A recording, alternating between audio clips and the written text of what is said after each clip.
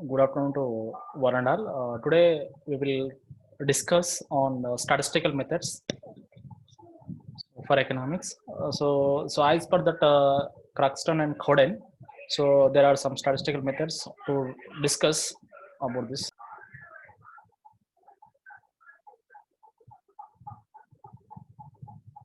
Yeah,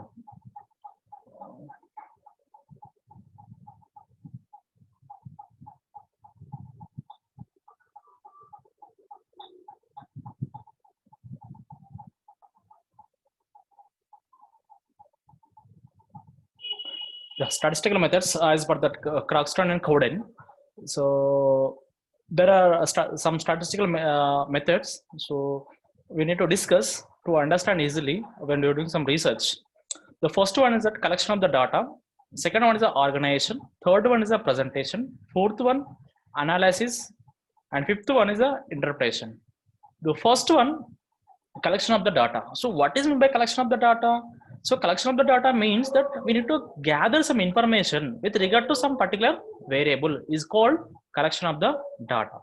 Then next one we need to understand what is meant by data. What is meant by data?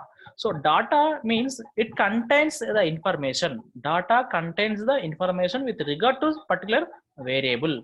For example, if I want to know that how many how many people are in a particular slum areas, how much they are getting income, for example monthly income. For example, I need to go there, then I will collect some information, that is called data. So if I how much they are getting the income, that is income is called a variable. So if I collect a information with regard to variable income, that is called data. So here data has two types. The first one is a primary data, second one is a secondary data. The primary data means the primary data is a data which is collected directly from the respondents. Primary data is a data which is collected directly from the respondents. Is called primary data. So it's simple, we can know that you can write also that primary data is nothing but is a first hand information. First hand information. First hand information. So the primary data example, we can easily understand the surveys and opinion polls. For example, when the elections is going to come, so most of the newspapers or news channels, so they will collect some information about the polls, which party is going to win. So simple, they can gather the information and they will publish in different papers or different magazines. So that is called data, primary data. Primary data is the data which is collected directly from the respondents. It's called primary data. Next one is the secondary data. Secondary data is the data which is already existed and gathered by someone or collected by someone else. For example, secondary data is the data which is collected by someone, If you use that data, that is comes under the secondary. Secondary data is nothing but second hand. For example, if you take vehicles, for example, if I purchase a bike, that is new bike. We can say that new bike. If I sell to someone after using 1 month or 2 months, so it is called second hand. Nothing but, so once I use it, if I sell to someone, so that comes under the secondary. For example, at the same time, the data also, if someone is gathered, if you use that data, for you, that is secondary data. For example, if you take census, the government of India will collect the information about the population and they will publish in the different magazines. So if you collect some information, how many population in particular state, that is secondary data for you. That is secondary data. For example, if you take DES, Director of Economics and Statistics, they will publish different reports and other NSSO reports, NSSO National Sample Survey of Organization, which will collect a number of information on different variables. So they will publish, and if you collect that information, that is called secondary data. Then second statistical method, organization. After collecting the information, you need to organize the data. So nothing but you need to organize in systematic manner. So the first one, edit. You need to be clean that data. You need to verify it whether there any mistakes or anything is has happened. Nothing but if they you need to be edited. And the classification on the base of your requirement, the data sets you need to be classify. For example, if you want to collect information about that satisfaction levels. For example, if you want to take a study, if you want to do a research in satisfaction level in a software company. In software company, there are number of people who are working in software company with the different disciplines. For example, there are some maybe administrators, they may be softwares, there may be fourth grade employees also there.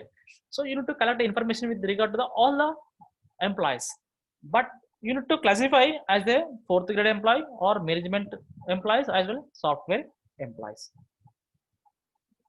Then tabulation, you need to be tabulation format also in the organization. So after organizing the data, you need to be present a data. How do you present a data? So by put the graph or tables. Second one, third one is the presentation.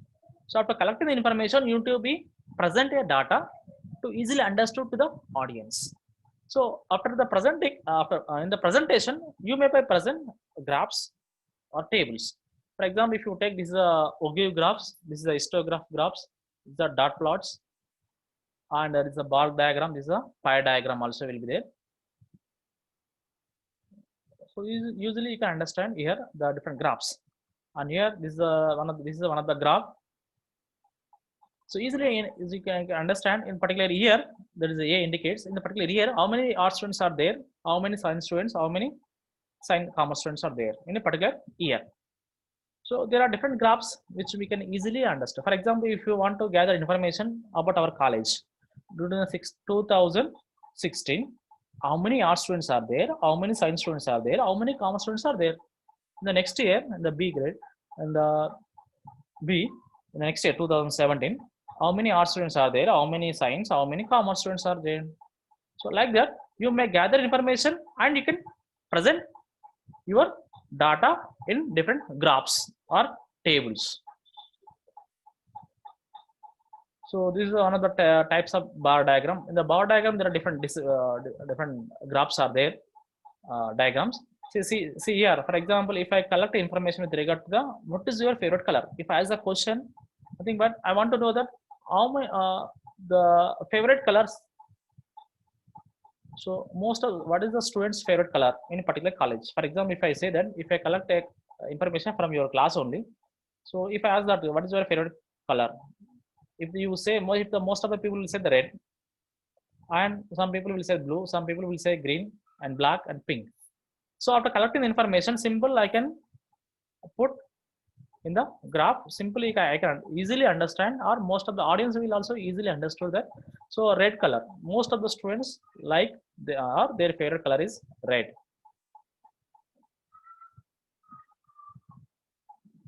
Then the multiple bar diagrams within the one thing, so they can multiple bar diagrams, so you can understand easily whatever we have done. That is the arts, commerce, and science. There is a multiple bar diagram, and the subdivide bar diagrams within the here also we can see the sales by the division. So here the sales, for example, a commodity which are sold in particular 2019. So they want to know the which area the commodity is sold out. For example, if you take north, the north area, north region, so the commodity is sold out more compared with the other regions in India. Like that, they will collect some information and they will put in the graphical or diagram presentation to easily understood for the audience as well as the research. And then next one, the map diagram also. See, for example, about the geographical department, the IMD, Indian Meteorological Department also, they will show that. So which is the most affected area if the rain falls high in particular region.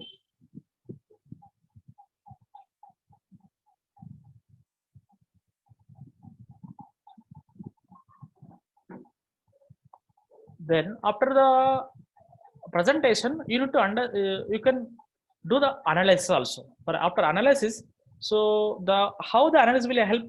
The analysis will be done by using statistical techniques. For example, so by using some statistical techniques, the analysis is very good. If you are not using any statistical techniques to understood or to give some suggestions to someone, so they cannot bother about it. For example, when you are using some statistical techniques such as averages, ratios, coefficient of correlation, coefficient of variation, or correlation or regression, some test, that is a chi-square test, F test, G test, T test. So this is tester standards. For example, if you take into account, in the olden days, most of the doctors will check the pulse rates by touch their hand, the patient hand. Nowadays, they are not touching the hands. Simple, they are going for the test. There is a blood test. So on the basis of blood test, simple they can understand that on the basis of results, they may come to conclude that so the patient have been suffering from particular diseases. That is the analysis. That is the technique. Which test they have applied, that is a major part in research. For example, average, same simple. When the quantity of commodity is sold out, how much the price is there, how much the average revenues they are getting as a businessman or seller. After analysis, you may understood that interpretation. Interpretation. So after analysis,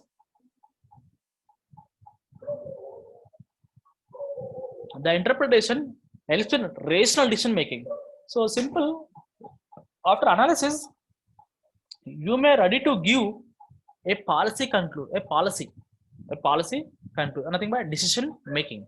You may give some conclusion to the policy makers or government. After taking a research, you may ready to give a suggestion to the government or particular company. So that, for example, here if you take the price of the commodity increases from 10 to 15 rupees, how much the demand falls down, the question.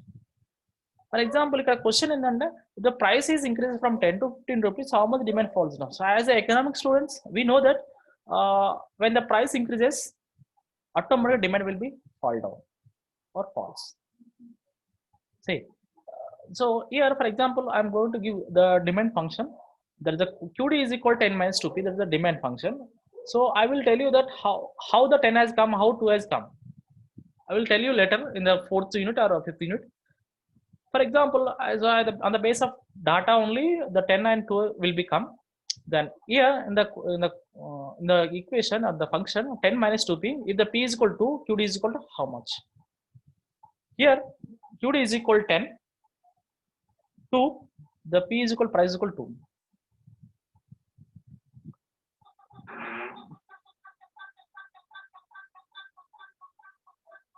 Yeah.